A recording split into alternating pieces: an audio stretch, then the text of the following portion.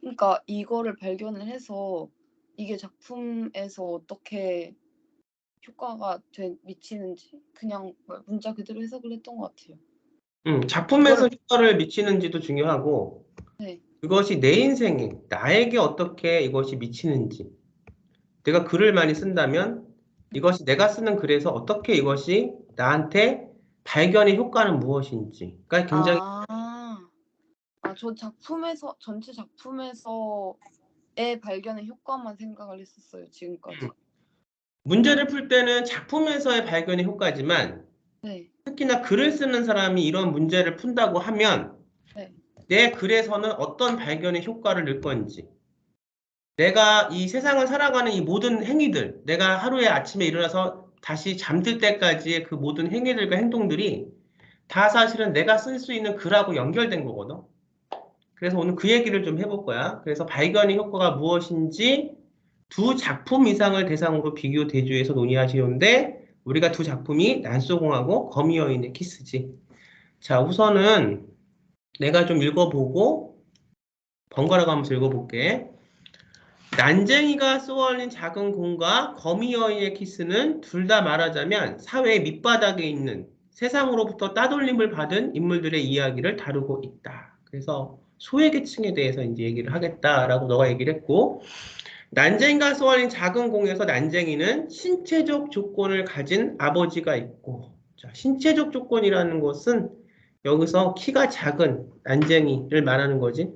이 난쟁이가 의미하는 어떤 기표와 상징은 가난하고 무력한 가장, 또 그런 가장과 함께 살아가는 무력하고 가난한 어머니, 부조리에 대해 나누었던 대화가 새어나가자 일자리를 잃은 두 아들, 아파트 입주권을 되찾기 위해 몸까지 버렸던 딸, 미쳤다고 손가락질 받은 지섭이 있다. 이 인물 군상들을 보면 하나같이다. 어떤 인물들이야? 이 인물들은 난수공에 나오는 캐릭터는 어떤 인물들이지? 소외계층. 근데 소외가 네, 우리가 이제 어떤 걸 할 때 그냥 다 소외다 이렇게 말하지 말고 캐릭터를 나누거나 어떤 문학 작품을 분석할 때 중요한 거 첫 번째 어떤 소외인지를 정확하게 나누어야 돼. 그러니까 이것이 정신적 소외인지 육체적인 소외인지 사회적인 어떤 자본주의 사회에서의 어떤 소외인지 아니면 조금 다른 영역으로 넘어가서 이제 기독교 소설을 쓴다고 하면 이것이 영적인 세계의 소외인지 등등등 해서 정확하게 캐릭터에 부여된 작가가 이 문학작품 난소공을 조세희 씨가 쓸 때 내가 이 인물들을 왜 만들어냈고 이 인물들을 통해서 무엇을 내가 표현하고자 했던 거에 대한 나의 정확한 작가관이 있어. 그래서 우리가 뭘 해야 되냐? 자, 다시 해볼게. 난쟁이로 우리가 기표되고 상징되는 아버지는 어떤 트라우마, 어떤 아픔, 어떤 소외를 갖고 있지? 첫 번째, 일단은 신체적 조건으로 난쟁이라는 그러니까 난쟁이라는 특징을 가짐으로써 일자리를 얻는 데 힘들어서 사회적으로 소외가 됐을 것 같아요. 난쟁이라는 사람이 왜 일자리를 얻는데 힘들게 우리가 비췄을까도 생각해봐야 돼. 우리가 사는 이 세상은 키가 크고, 뭐가 근육질에다가 젊고, 뭔가 이렇게 굉장히 빠르게 우리가 변하는 세상에서 마치 자동차의 어떤 디자인을 보면 빠르게 공기 저항을 바람을 가르면서 가는 유선형의 곡선의 어떤 자동차가 인기듯이 사람의 몸도 신체도 어떤 그런 것들이 굉장히 선호되어지는 그래서 보면 요즘에 어떤 그 사회적인 상징이 뭐가 있어 굉장히 그 자기 몸을 만들고 근육질을 만들고 또 우리가 다이어트를 하고 이런 것들이 어디에 맞춰지는 거야 우리의 몸이 어디에 맞춰져? 세상의 기준? 그 세상의 기준이 뭐야? 자본주의라고 하는 물질을 우리가 최선으로 우리가 쓰는 이 물신주의 사회에서의 기준과 진짜 우리가 건강한 몸, 건강한 육체는 자본주의가 만들어내고 자본주의가 원하는 그런 근육질의 몸이 아닐 수 있는데 우리는 나의 몸마저 내 마음대로 하지 못하고 우리가 상품을 찍어내듯이 자본주의에 맞춰서 내 몸도 그렇게 만들어 가고자 하는 그런 욕망들이 있지. 그래서 이 난쟁이라는 어떤 육체가 의미하는 기호는 뭐냐?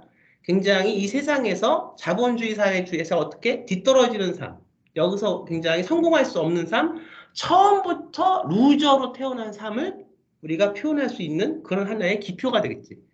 거기다가 또 하나, 몸까지 버렸던 딸이 의미하는 건 뭐야?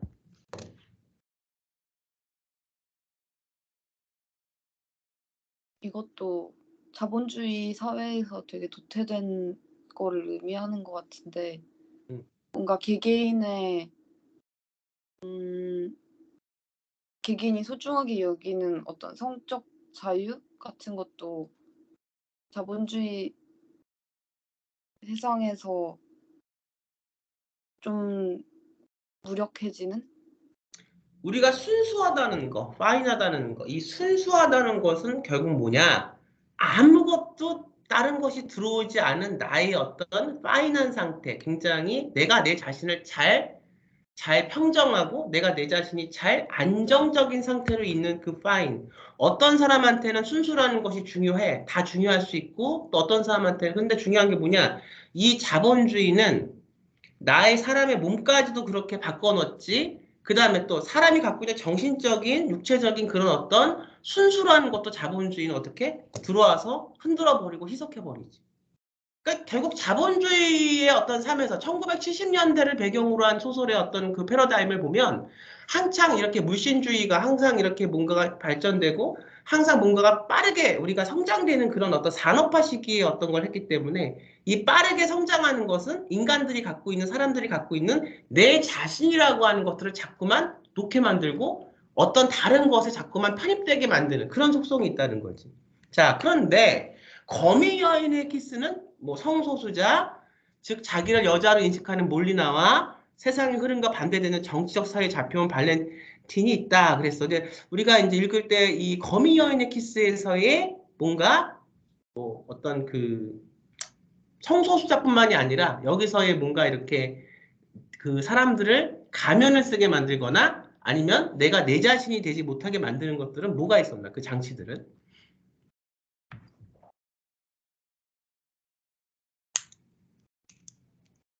거미 여인의 키스에 그 인물들을 왜 이 작가는 그런 인물들을 만들어서 끊임없이 대화를 하게 만들었을까? 한번 생각해 보면 무엇을 얘기하고 싶었을까? 그 인물들을 통해서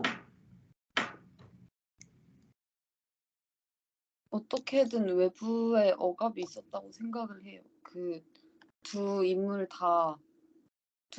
나름대로의 외부의 억압이 있었고 그래서 그 외부의 억압이 그러니까 감방이라는 게 억압이 제일 있는 상태이면서도 이 인물들은 억압이 없는 상태라고 얘기를 하잖아요. 그래서 그런 억압이 없는 상태에서 뭔가 비로소 진짜 내 모습으로 얘기를 할 수 있었던 것 같고 세상에 억압이라고 하면은 뭐 편견 이런 거 아닐까요? 장치는 그 사람들이 그 형무소라고 하는 그 억압에 있지만 이 사람들이 거기서 편하게 얘기를 하고 있지만 이 사람들이 생각하는 그 편안이라는 것이 정말로 우리가 생각하는 그런 자유로운 편안인 건지 아니면 이 사람들이 그냥 그 안에서 그 시름과 고통을 잊기 위해서 말장난하듯이 그냥 거기서 근본적인 자유가 아니라 그냥 생각하기 싫고 일탈하고 싶고 이런 어떤 자유인 건지 그들이 만들어낸 그들만의 자유인 건지 이게 중요한 거예요. 근데 이제 난서군 같은 경우는 시대가 이 사람을 굉장히 얽매이는 게 있다고 치면 이 거미 여인의 키스 같은 경우는 뭐 시대도 시대지만 이 어떤 공간이라는 것이 굉장히 사람을 얽매고 있지. 그래서 시간의 어떤 그 얽매임, 난소궁은 산업화라는 그 시대의 얽매임, 그다음에 거미 여인의 키스는 어떤 그 무대 장치, 공간이라고 하는 얽매임이 들어가 있다. 한번 읽어볼게. 자, 난쟁이가 쏘아올린 작은 공 읽어보자. 둘의 대조점을 찾기는 쉽지 않았다. 전자의 인물들은 도무지 작중에서 정체성을 찾아간다고 느껴지는 부분이 없었다. 오히려 어쩔 수 없이 정체성을 잃어버린다는 생각이 더 컸다. 책과 공부를 좋아하던 첫째 영수가 공장에 가고 기타를 좋아하던 낭만적인 영희가 혹독한 선택을 하는 것이 그렇게 느끼게끔 했다. 노골적으로 나왔던 장면은 영희가 편지꽃 2개를 공장 폐수 속에 던져놓는 꿈이었다. 실제로 영희는 자신이 소중히 여겼던 정체성의 순결을 폐수 속에 던져놓고 꿈에서까지 그것에 대해 괴로워한다. 아버지의 정체성은 말할 것도 없다. 도입부에 빼도 박도 못하게 박혀있다. 사람들은 아버지를 난장이라고 불렀다. 사람들은 옳게 보았다. 아버지는 난장이었다. 불행하게도 사람들은 아버지를 보는 것 하나는 옳았다. 자, 아버지가 난쟁이라고 사람들한테 보이는 것도 중요하지만 지금 보면 이제 처음에 들어갈 때가 중요한데 작중 인물들이 자신의 정체성을 어떻게 발견하는지잖아. 작중 인물들이. 그리고 그런 작품의 그러한 발견의 효과. 여기서의 발견은 사람들이 그 사람들을 보는 관점뿐만이 아니라 그 살아있는 캐릭터들이 나를 자신을 어떻게 발견하고 이걸 통해서 타협을 하든 아니면 여기서 더 꿈을 키워나가서 희망적인 어떤 것을 하던 이 부분, 작중 인물들이 자신들의 정체성을 발견하는 거야. 근데 보면 이 아버지 같은 경우는 이미 내가 난장이라고 의식하고 있고 인식하고 있지만 이 아버지에게는 약간 이 세상을 살아가는 뭔가 꿈 같은 거? 약간의 일탈할 수 있는 뭔가의 어떤 도구들? 어떤 통로가 있었지. 그게 네. 뭐였어?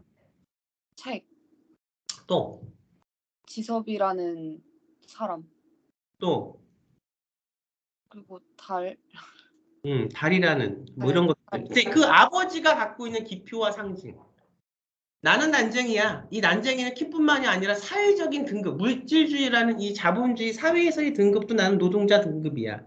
그렇지만 이 아버지는 현실 속에는 그렇게 난쟁이지만 이 아버지가 갖고 있는 기표, 달, 이런 것들은 굉장히 현실적인가 비현실적인가?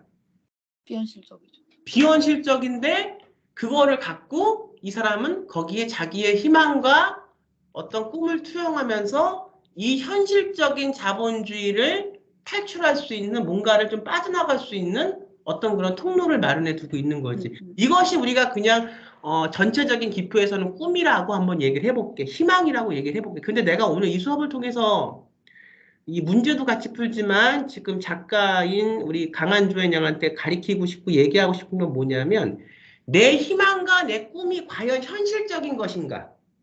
현실이라는 것은 그것이 생명을 갖고 이 현실적인 이 상황에서 통해야 돼. 자, 요즘에 그 젊은이들이 그 대학생 언니 오빠들하고 만나서 얘기를 많이 해보면 요즘에 그 우리 젊은이들이 한탄하는 게 뭐냐면 가상화폐에다 많이 투자를 해서 한탄하고 있어.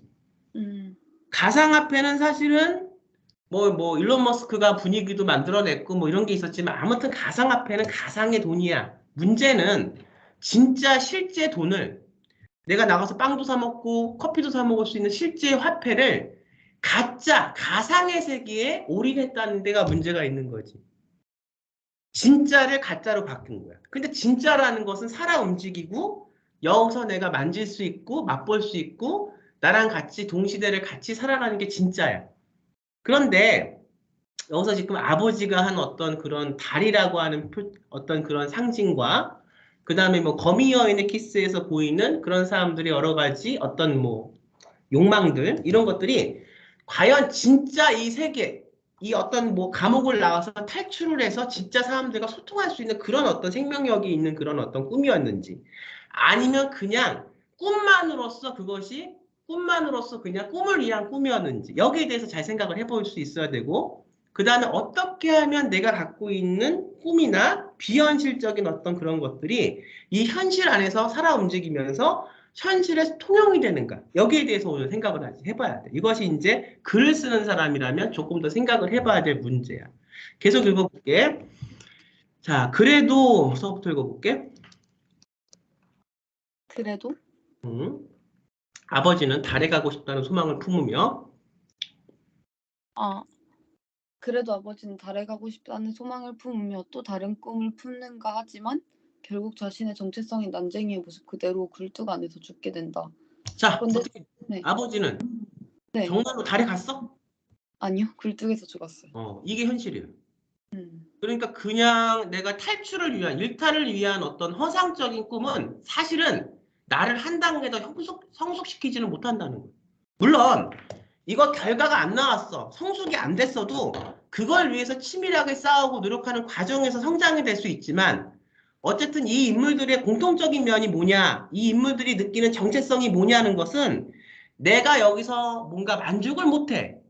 그래서 뭔가를 다른 쪽으로 내가 옮겨서 뭐 달을 찾고 뭘 찾고 했어. 근데 그것이 결국은 나를 현실 속에서 성장시키는 그런 긍정적인 정체성은 보여주지 못했다는 거지. 자, 그런데 특이한 점은 석 들고 보자. 그런데 특이한 점은 그런데 특이한 점은 자신들은 정체성을 버리면서도 이 안에서 다른 사람의 정체성을 지켜주려고 하는 모습들이었다. 정신이 온전치 못했던 아버지는 옛날에 자기에게 서커스단에서 일하기를 제안했던 꼽주가 자꾸 어제 찾아왔다고 우긴다. 그러나 그게 사실이라고 착각할 정도까지 그가 원했던 것은 자기가 서커스를 하게 되더라도 두 아들이 학교에 나갔으면 하는 마음 때문이었다. 또 큰아들 영수는 자기가 사려던 라디오를 포기하고 영희에게 기타를 사주었다. 그 기타는 영희가 훗날 집을 나갈 때 거의 유일하게 가지고 간 그녀가 지키고자 했던 정체성이 되었다. 지섭은 난쟁이 가족의 집이 흘릴 때 500년의 역사를 가진 집에 덫을 놓았다며 담당자를 때린다. 자, 그런데 여기서 특이한 점이 있는데 이 특이한 점은 뭐야? 나의 어떤 것을 위한 현실적인 어떤 것은 하지 못하고 그냥 도피초로서의 어떤 것을 했던 사람들이 내가 아닌 타인을 위해서, 그게 가족이 됐던 친구가 됐던 연인이 됐던 타인을 위해서는 뭔가를 위해서 내가 자신을 희생시켰다는 점이지. 이 희생이라는 것을 이 사람들은 그런 걸 왜 했을까? 한번 얘기해 볼까? 이 캐릭터들이 희생을 한 이유는 뭘까? 왜 라디오를 포기하고 영희에게 기타를 사주었으며? 응? 그런 식의 이런 어떤 것들을 왜 했을까? 조금 궁금하긴 해. 왜 했을까 궁금하기도 하고. 일단 그러니까 같은 처지에 놓여 있으니까 약간 동병상련? 동질감을 느껴서 한 거는 알겠는데 뭔가 자기 대신 그걸 이뤘으면 좋겠다는 마음에서 했던 건지 좀 궁금했어요. 읽으면서도. 그런 거를 능동적인 독서를 해야 돼. 음. 사실상 우리가 이제 이렇게 우리가 텍스트가 있는 어떤 그런 문제들, 문학 작품들도 나오지만 사실은 우리가 살면서 비문학 같은 거 읽다 보면 한 번도 접하지 않았던 문장들이 나한테 오지. 그러면 그 문장들이 왔다고 해도 이 문장 안에 숨어 있는 다의적인 표현을 잘 우리가 캐치해낼 수 있어야 되는데 조금 더 능동적인 어떤 독서가 필요해. 근데 여기서 보면 지섭은 난쟁이 가족이 집이 헐릴 때 500년의 역사를 가진 집에 덫을 놓았다며 담장자를 때리고 피투성이가 될 때까지 맞고 이웃집 명희 어머니는 명희가 죽으며 남긴 돈을 난쟁이 가족에게 주며 그들을 돕는 행위. 막내 영희는 아버지가 난장인 것을 누구보다 잘 알면서도 마지막에 울며 이렇게 말했다. 아버지를 난장이라고 부르는 악당을 죽여버려. 이 행위들 속에 포함되어 있는 이 사람들의 이 캐릭터들의 마음은 뭘까? 음.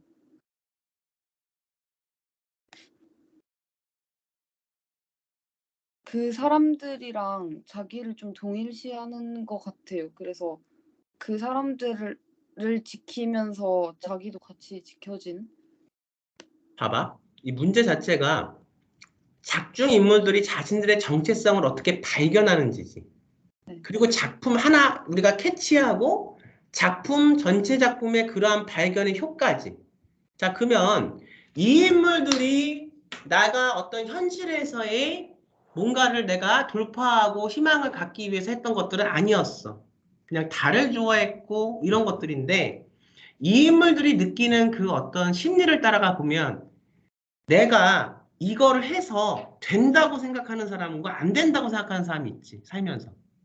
근데 이거를 해서 된다고 생각하는 믿음이 있는 사람들은 진짜 이것이 될 것이라고 믿고 그것이 무엇이 됐던 열심히 노력을 하겠지. 근데 가장 무서운 게 뭔지 알아? 내가 이미 세상에 많이 이렇게 뒤졌어. 내가 노력을 많이 해봤는데도 안 된 경험들이 나한테 많이 쌓였어. 그러니까 내 자신이 이제 나는 된다고 생각해? 안 된다고 생각해? 안 된다고. 안 된다고 생각하는 사람들이 가장 사실은 무서운 거야. 왜냐하면 된다고 생각해도 열심히 해서 안 되는 경우도 있지.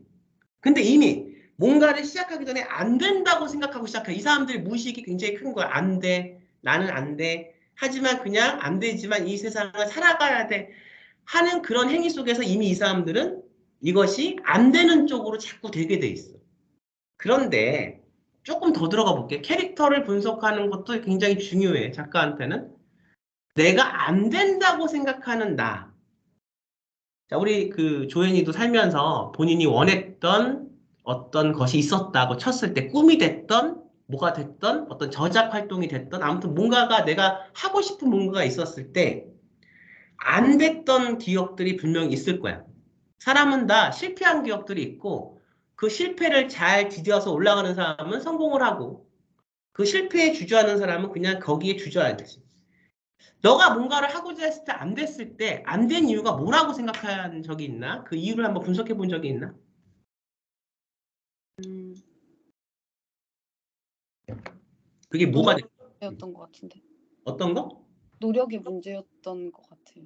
노력의 문제, 조금 더 구체적으로. 이제 이게 왜 주제가 자꾸 안 잡히고 내가 뭔가를 사람들한테 할 어떤 그 얘기거리가 자꾸 명확하게 안 잡히는 이유는 내 질문에 대한 명확한 답을 찾지 못했기 때문이야. 그래서 이제 앞으로 단어는 조금 더 명확한 단어를 써야 돼.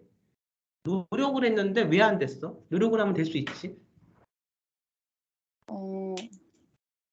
뭔가 제 깊은 그냥 마음속부터 스스로를 약간 제한을 해놓고 이게 안 될 거라고 생각하고 노력을 해도 그 생각 안에서 노력을 하고 노력을 안 하는 이유도 그 생각 안에서 노력을 안 해서 좀 그렇게 되지 않았나 싶어요. 그렇게 내가 자꾸만 안 된다, 안 된다는 곳에 빠져버리면 어떤 생각이 드냐면 내가 누가 한 번만 나한테 도와줬으면 내가 지금 이거를 빨리 해야 되는데 내가 지금 감기에 걸렸어. 그래서 이걸 못해. 그때 정말 다급해. 아, 정말 누가 나를 도와줬으면 하는 생각이 들지. 네. 이 도와준다는 것은 어떻게 보면 역발상으로 이렇게 안 되고 안 되고 안 되는 경험을 자꾸 갖고 있는 캐릭터 사람들은 다른 사람의 아픔도 이해를 할 수 있는 그런 어떤 수용력이 생길 수밖에 없지. 내가 안 된 경험이 있으니까. 근데 우리가 사회적으로 엄청 성공한 사람들 중에도 실패가 없이 많이 성공한 사람들이 있다고 치면 이 사람들은 실패라는 것에 대한 그 어떤 수용력이 없어. 그래서 아 이거는 그냥 마음만 먹으면 다 되는 건데 이렇게 생각하지. 그런데 내 자신이 자꾸만 실패한 경험 속에서 안 된 사람들은 다른 사람이라도 만약 내가 저 사람이 안 됐을 때 저 사람이 얼마나 어떤 도움을 바랬을까? 근데 내가 혹시 저 사람한테 도움을 줄 수 있지 않을까? 라는 생각을 하게 되는 그런 어떤 수용력들이 생기지.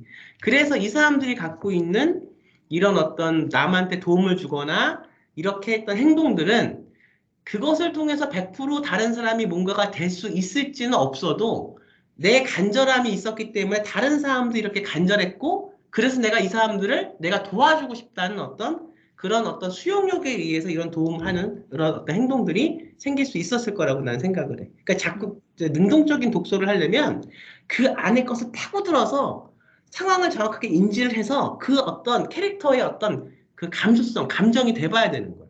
자, 그 다음 읽어볼게.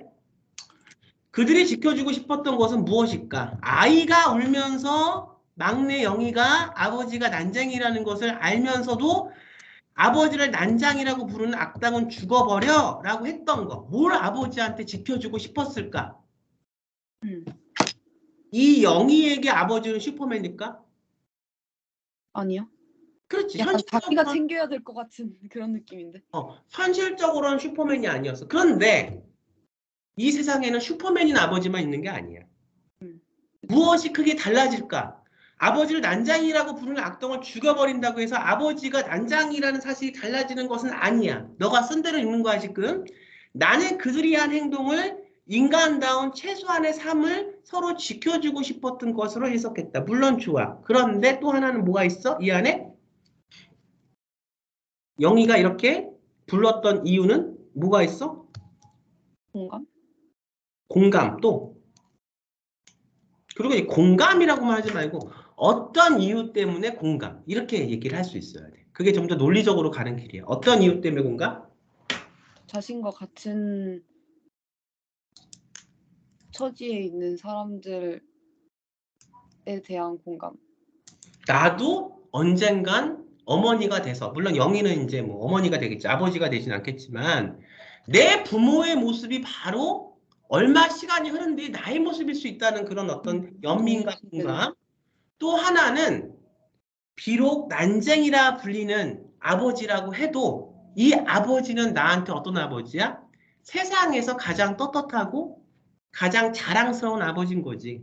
이제 아까 이제 우리 조연이는 지켜주고 싶다 이렇게 했지만 뭐 그럴 수도 있지만 그래서 이 정말 나에게 가장 강한 존재, 나에게 정말 아주 좋은 이런 존재인 아버지를 악당이라고 부르면, 난쟁이라고 부르면 그 사람이 어떻게 되겠어? 이거 악당이겠지, 그렇지? 그래서 그게 싫은 내색을 하면서 자기가 할 수 있는 최선을 다한 게 바로 영희가 말한 아버지를 난쟁이라고 부르는 악당은 죽어버려. 이 이제 텍스트가 되겠지, 대사가 되겠지. 자, 그것은 당위성이 있고 누구에게나 누릴 수 있는 보편적인 권리이지만 낙원구 행복동이라는 아이러리한 이름을 가진 곳에 사는 그들에게는 저 먼 달나라에 가야 얻을 수 있는 것이다. 많은 사람들은 자기의 정체성을 찾기 위해 고군분투한다. 그러나 인간다운 최소한의 정체성보다조차도 지키지 못한 사람들이 있다. 그것은 그것을 지키려고 다른 것을 버리기도 하는 것 같다. 자, 지금 정체성을 계속 우리가 찾고서 얘기를 하고 있는데 지금 조연이가 본 정체성은 최소한의 인간다운 것을 누리는 거. 이게 정체성이야? 네. 혹시 또 다른 정체성에 대해서 생각하는 게 있나?